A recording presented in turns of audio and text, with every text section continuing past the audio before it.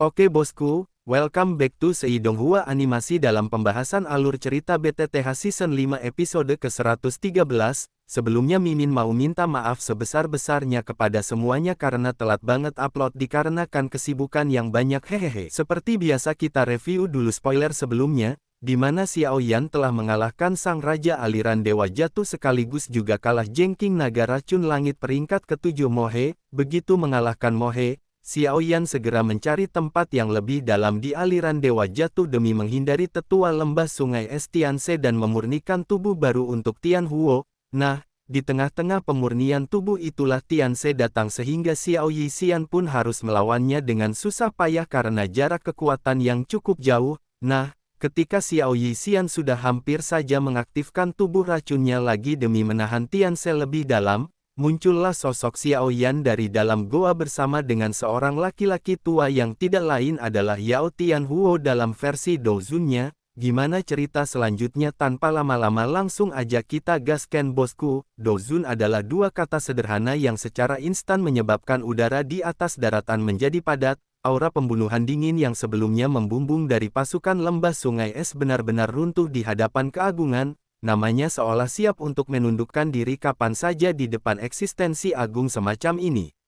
Xiao Yan menyeringai sedikit, tampak cukup berwibawa ketika membawa seorang elit Douzun bersamanya. Sebelum memastikan keadaan Xiao Yixian baik-baik saja, dokter peri kecil menjawab secara acak karena memang dia lebih hati-hati dalam melawan antek-antek dajjal lembah sungai es dan memastikan dirinya tidak lagi terkena energi Zun dingin. Ekspresi Tianse gelap dan serius saat dia melirik Xiao Yan sebelum beralih ke Tianhuo dengan perasaan tertekan yang menyebar ke seluruh tubuhnya. Ketika melihat Tianhuo, Tianse langsung berpikir jika sepertinya sosok di depannya ini adalah tubuh spiritual yang bersama Xiao Yan dalam potongan ingatan yang dia ingat sebelumnya. Namun, entah trik apa yang dilakukan pemuda itu hingga membuat si tubuh spiritual sekarang memiliki tubuh fisik sehingga kekuatannya melegit ke ranah Douzun. Untungnya Tianse bisa menenangkan diri meskipun berhadapan dengan elit Douzun, berusaha bernegosiasi sambil menangkupkan tangan dengan hormat dan mengatakan jika mereka akan melupakan masalah di mana Xiao Yan dan Tianhuo menghabisi para tetua lembah,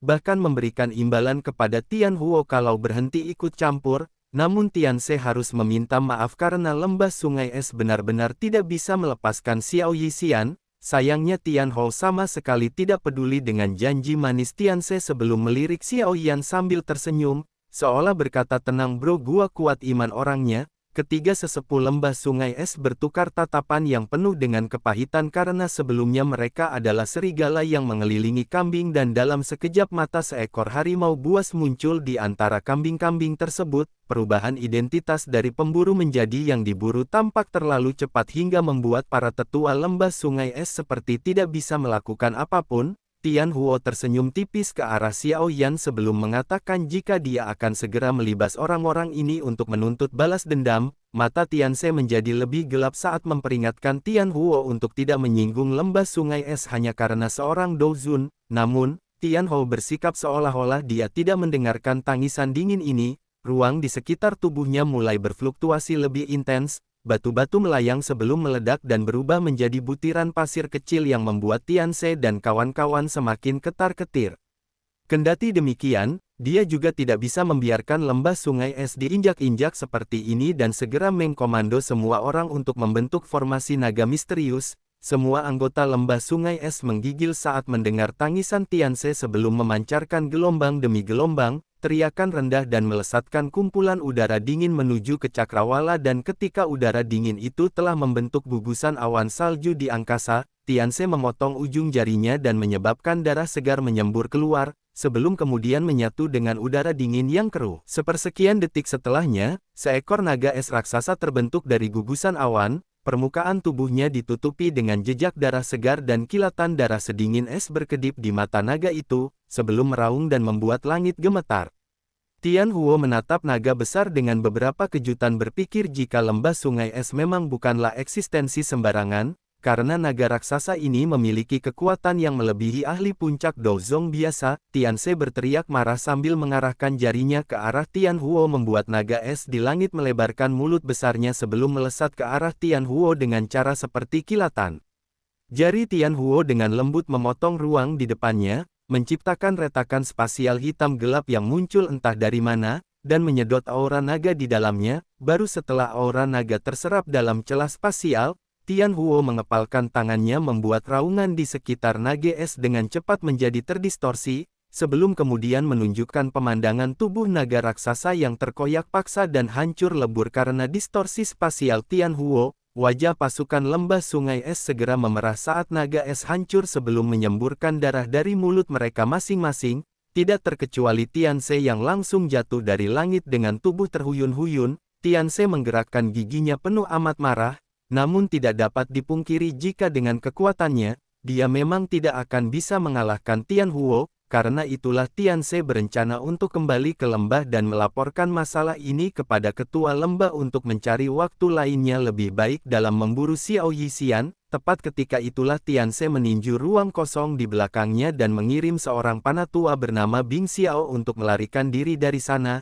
Yan Ho dengan cepat bereaksi terhadap situasi tersebut dan mengirim Bing Ho terbang jauh dari terowongan spasial. Bing Xiao yang baru saja dikirim terbang ketika kekuatan tersembunyi yang ditempatkan di tubuhnya oleh Tianse meledak membuat tubuhnya berubah menjadi potongan-potong es kecil yang melesat ke segala arah.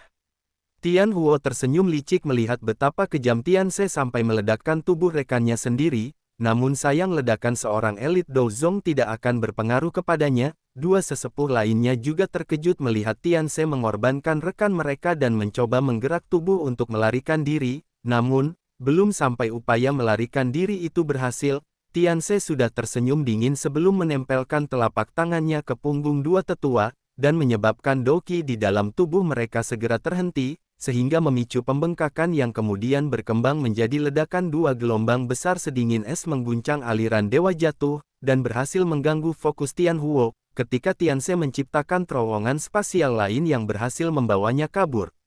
Xiao Yan hanya bisa menengus kecewa saat melihat Tianse berhasil kabur, namun setidaknya mereka sudah berhasil menakut-nakuti lembah sungai es dan antek-antek Dajjal itu tidak akan berpikir dua kali untuk menyerang mereka terus-menerus seperti ini. Tianhu membelai janggutnya saat dia berbicara sambil tersenyum kepada Xiao Yan, jika mulai saat ini dia akan mengikuti Xiao Yan, karena pemuda itu bisa dianggap telah memberinya kesempatan kedua untuk hidup dan Tian Huo pasti akan mencari cara untuk membalas budi karena sekarang lembah sungai es pasti akan mengejar mereka mati-matian. Xiao Yan berpikir untuk segera mencari tempat yang cahaya dan panas di mana tempat semacam itu akan mampu menekan racun Xiao Yixian. Selama dia menyempurnakan metode pil racun, menemukan tempat yang terang dan panas adalah sesuatu yang sulit dilakukan di wilayah pil. Namun, ketika Xiao Yan dan Xiao Yixian memutar otak untuk menemukannya, Ye Xinlan tiba-tiba membuka suara dan mengatakan jika keluarganya memiliki altar kuno matahari api yang sesuai dengan kriteria tempat pemurnian tubuh beracun. Tempat itu dipenuhi dengan api matahari yang meskipun tidak bisa disepadankan dengan api surgawi, namun masih jauh lebih kuat daripada api binatang biasa. Xiao Yan mengerutkan alisnya dan apakah klannya akan bersedia meminjamkan tempat itu? Mengingat sebelumnya mereka sempat terlibat keributan saat Xiao Yan membawa Xinlan pergi, menurut Xinlan klannya bersikap keras karena belum mengetahui potensi dan identitas Xiao Yan yang sebenarnya. Kali ini Xinlan akan menjelaskan semuanya dengan lebih rinci dan dia yakin klan Ye akan menyambut Xiao Yan seperti pahlawan. Xiao Yan menghela nafas ketika mendengar penjelasan Xinlan, berusaha mempercayai omongan gadis itu dan berjanji jika klan bersedia membantunya menyempurnakan tubuh racun, maka dia juga akan melakukan yang terbaik untuk menyelesaikan masalah klan Ye di Menara Pil. Karena sudah ditentukan, maka perjalanan Xiao Yan dan kawan-kawan menuju klan Ye untuk memulai upaya pemurnian pil racun pun dimulai. Dengan kecepatan kelompok mereka, mencapai kota Ye dalam waktu 2,5 hari, dan bergegas ke manor klan Ye di tengah kota. Yang membuat Xinlan terkejut adalah, ketika sampai di kediaman klan Ye pintu utama bangunan terlihat agak rusak dan terbuka, serta tidak ada satupun penjaga yang berdiri di pintu masuk seperti biasa. Pemandangan ini auto membuat sang tuan putri keluarga Ye itu meningkatkan kecepatannya dan menyerbu masuk hanya untuk menemukan apa yang telah terjadi. Sekelompok orang berpakaian hitam sedang mengacau marah, di mana dua laki-laki tua berjubah hitam yang memimpin pasukan merupakan elit bintang 6 Douzong.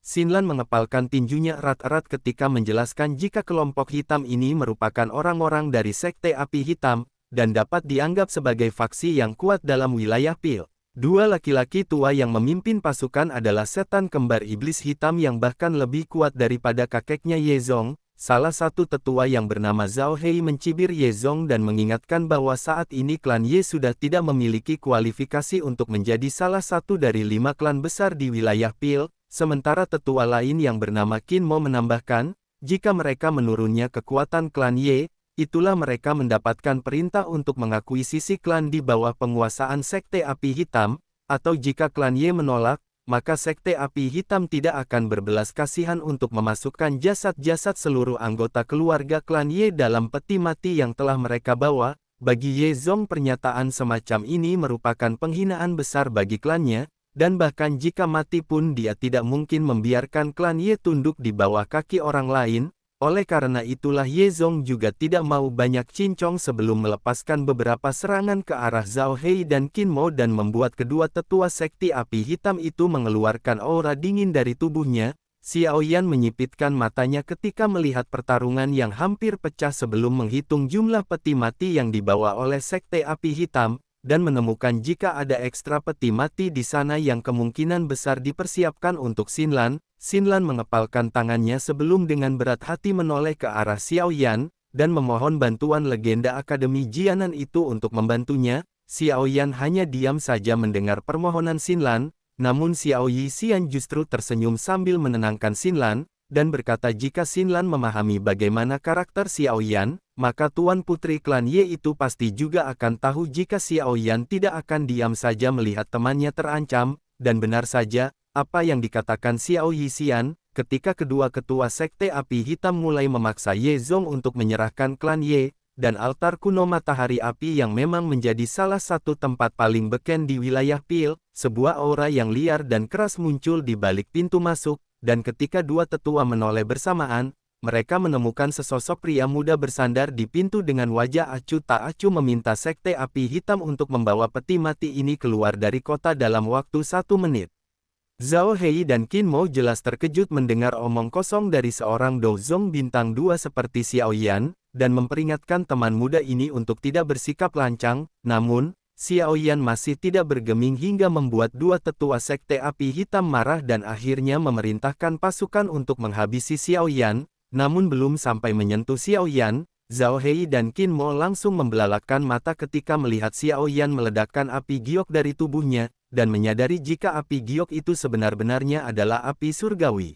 Tapi bukannya takut atau menimbang ulang tindakannya, dua tetua sekte api hitam malah berambisi untuk mendapatkan api surgawi Xiao Yan, membuat Xiao Yan hanya bisa menghela napas lembut, dan menggelengkan kepalanya sedikit ketika sosok tua Tian Huo muncul di hadapannya. Mengayunkan lengan baju dan melepaskan beberapa tembakan ke dada Zhao Hei dan Qin Mo, kekuatan yang agung dan menakutkan menembus ruang dengan tenang seperti air banjir. Kedua tetua sekte api hitam dipaksa meludahkan darah dari mulut mereka, tidak menyangka sama sekali jika bocah Dozong ini malah bawa bekingan seorang elit Dozun. Tidak hanya dua tetua sekte api hitam yang terbengong, Yezong pun bingung dari mana asalnya elit Dozun ini sebelum mengalihkan pandangannya kepada Xiao Yan dan Xinlan yang masih berada di luar aula. Pemandangan ini membuat Yezong menarik napas di hatinya dengan berat, tidak berpikir sama sekali jika dia hampir menyerang makhluk agung seperti Xiao Yan yang bahkan mampu membuat seorang Dozun mengikutinya kemana-mana. Zhao Hei dan Qin Mo buru-buru membukukan tubuhnya penuh hormat kepada Tian Huo, meminta maaf atas tindakan mereka yang kurang ajar dan memohon agar senior Dozun ini berkenan memaafkan mereka. Xiao Yan dengan acuh tak acuh melirik kedua tetua sekte api hitam yang ketakutan setengah mati, sebelum memerintahkan mereka untuk pergi dan tidak kembali lagi ke rumah besar klan Ye, kalau tidak mau dibuat pindah alam. Baru setelah Zhao Hei dan Qin Mo membawa pasukan sekte api hitam keluar aula dengan tunggang langgang, Xinlan buru-buru mendekati Yezong dan menanyakan apakah kakeknya baik-baik saja. Yezong menunjukkan gestur menenangkan sebelum membungkukkan tubuhnya dalam-dalam di hadapan Xiao Yan, dan berterima kasih atas bantuan yang diberikan pemuda itu. Xiao Yan melambaikan tangannya tidak terlalu berminat untuk basa-basi, sebelum menyatakan tujuannya untuk meminjam altar matahari api kepada Yezong. Yezong menoleh ke arah Xinlan dan paham jika gadis itulah yang telah menceritakan keberadaan altar matahari api kepada Xiao Yan. Namun, Mengingat Xiao Yan adalah orang yang telah menyelamatkan keluarganya, Ye Zong pun tidak keberatan sama sekali untuk meminjamkan altar kuno tersebut sebelum memerintahkan tetua klan membersihkan aula, sementara dirinya yang tua akan mengantarkan Xiao Yan menuju altar. Ye Zong membawa Xiao Yan ke sebuah tanah terbuka, di mana pada bagian tengahnya terdapat altar yang sangat terang. Ye Zong menjelaskan, jika seharusnya bibir inti jantung api akan keluar dari lempengan batu yang menutup lubang bawah tanah, sayangnya sejak beberapa tahun lalu bibit api inti jantung jarang keluar dari lubang, sehingga klan Ye sudah kesulitan untuk membangkitkan api matahari. Xiao Yan sedikit mengangguk memahami situasi di altar kuno, sebelum memerintahkan Xiao Yixian untuk masuk ke dalam dan meminta Tian Huo untuk menjaga mereka selama proses penyempurnaan pil racun berjalan. Tian Huo tersenyum sambil mengangguk, tubuhnya bergerak dan muncul di pohon besar di tepi tanah terbuka sebelum menenangkan Xiao Yan ketika berkata, selama tidak ada elit Douzun yang mengganggu mereka, maka Xiao Yan pasti bisa menyelesaikan pil racun dengan aman sejahtera sentosa. Dengan demikian upaya pemurnian pil racun dalam rangka mengendalikan tubuh beracun yang menyedihkan Xiao Yixian pun resmi dimulai. Begitu Xiao Yan memulai proses penyempurnaan pil racun dengan meminjam energi panas murni di sekitar altar, gelombang demi gelombang kabut racun ungu keabu-abuan secara bertahap melonjak keluar dari dokter peri kecil di luar kendalinya, membuat Xiao Yixian auto mengeluarkan suara mendesis dan berusaha keras untuk mengatur kabut racun itu agar tidak semakin membabi buta. Namun Xiao Yan hanya tersenyum dan meminta gebetan maksudnya temannya itu untuk tidak panik. Sebelum mengeluarkan berbagai bahan penyusun pil racun yang telah dia kumpulkan, Xiao Yan menjentikan jarinya mengeluarkan inti kalajengking naga racun langit dan cairan bodhisattva dari cincin penyimpanannya. Sebelum menatap Xiao Yixian penuh arti dan mengatakan jika dia akan segera melepaskan segel tubuh racun, Xiao Yixian tahu jika tatapan penuh arti Xiao Yan itu mengandung sedikit kekhawatiran, karena apabila gagal menekan tubuh beracun maka hidupnya pun akan berakhir saat ini juga. Namun, Xiao Yixian sudah memutuskan untuk percaya kepada Xiao Yan, dan apapun yang terjadi Xiao Yan tidak akan pernah melakukan sesuatu yang membahayakan dirinya. Nah, yang membuat Xiao Yixian agak jeduk-jeduk adalah untuk melepaskan segel bukan yang lain-lain segel tubuh beracun. Xiao Yixian harus membuka bajunya dan ia berhubung Xiao Yan udah ngelihat auratnya berkali-kali, Xiao Yixian pun tidak memiliki apapun untuk dia tutupi. Kali ini juga Xiao Yan yang udah biasa menguatkan iman di depan gadis-gadis sempurna yang mengelilinginya hanya menghela nafas pasrah, sebelum memfokuskan pikiran dan mengeluarkan api giok di setiap ujung jarinya, sebelum memasukkan api surgawi itu ke dalam tubuh Xiao Yixian dan menghancurkan segel yang selama ini mengekang tubuh beracun. Gelombang kabut racun yang menakutkan meletus dari tubuh dokter peri kecil, setelah segel dihancurkan membawa aroma kematian yang padat, serta ancaman kehancuran yang hampir tidak bisa dibayangkan oleh orang biasa.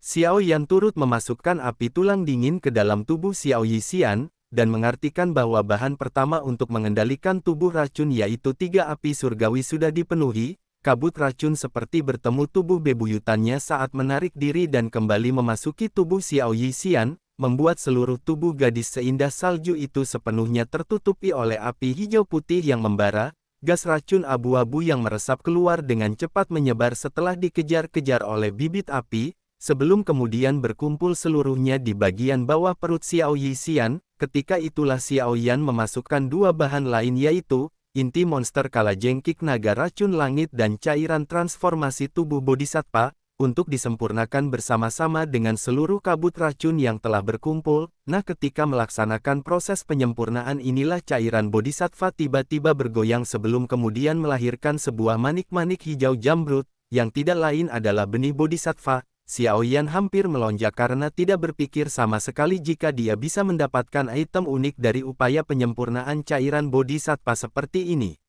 Xiao Yan buru-buru memasukkan benih bodhisattva itu ke dalam kotak giok, sebelum kembali fokus pada proses penyempurnaan tubuh racun yang masih terus berlangsung. Cairan hijau jamrud menempel di setiap sudut tubuh dokter peri kecil. Setelah invasi cairan transformasi tubuh bodhisattva dan menyerbu ke pusaran kabut abu-abu yang dipenuhi dengan aura kematian, ketika itulah Xiao Yan meminta Xiao Yixian untuk mengedarkan douki-nya dan menekan gas beracun untuk mengubahnya menjadi pil racun.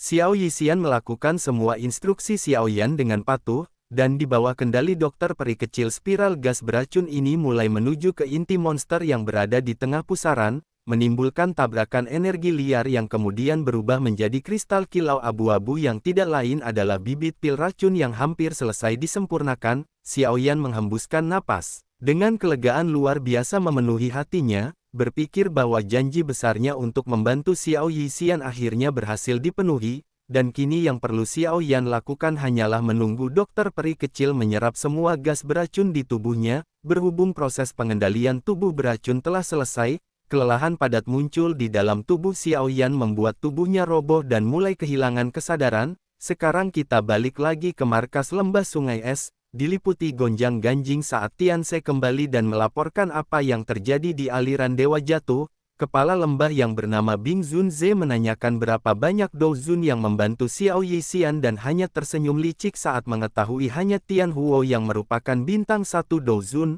Nah, ketika Bing Zunze hampir saja mau meledak, saat mengetahui Tianse tidak meninggalkan jejak apapun yang bisa mencari keberadaan Xiao Yixian, sebuah kelompok kabut hitam muncul di tengah aula, disusul dengan kemunculan sosok manusia hitam yang tidak lain adalah Aula Jiwa yang berkata, jika dia mengetahui kemana Xiao Yixian pergi, antek Aula Jiwa seperti biasa ini menjelaskan jika salah satu orang di kelompok itu adalah target Aula Jiwa, dan jika mereka bekerja sama, Aula Jiwa sama sekali tidak keberatan menyerahkan Xiao Yixian kepada mereka. Nah, ketika lembah sungai es dan Aula Jiwa memutuskan untuk bergandengan tangan, dari ujung jauh wilayah pil muncul riak spasial diikuti dengan banyaknya sosok manusia menerobos ruang dan muncul di dataran terbuka. Segera setelah sekelompok manusia ini muncul mereka berbaris rapi dan menunjukkan kekuatan luar biasa, di mana yang terlemah di antara seluruh kelompok telah berada di kelas Do Huang, namun yang membuat semua orang semakin kena mental.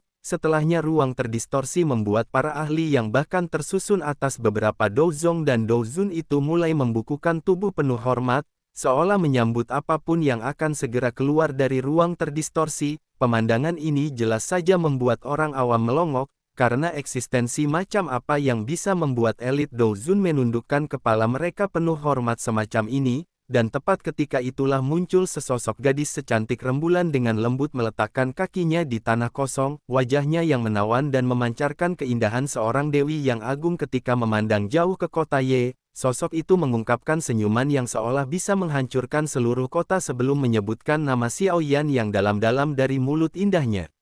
Iya, sosok itu tidak lain dan tidak bukan adalah sang tuan putri keluarga Gu, siapa lagi kalau bukan calon istrinya Mang Oyen alias Suner. Suner menunjukkan tatapan tajam dengan matanya yang seindah rembulan, sebelum dengan penuh kelembutan berujar pada kekosongan di depannya, berjanji jika dia tidak akan berbelas kasih kepada siapapun yang berani menyentuh kekasih hatinya. Gokil sih bro, udah mulai muncul lagi nih, apakah dia akan segera otu ke kota Ye untuk menemui Xiaoyan? Apakah yang terjadi setelah lembah sungai es bekerja sama dengan Aula Jiwa beserta antek-antek dajalnya untuk memburu Xiaoyan bersama-sama? Tunggu di episode selanjutnya bosku.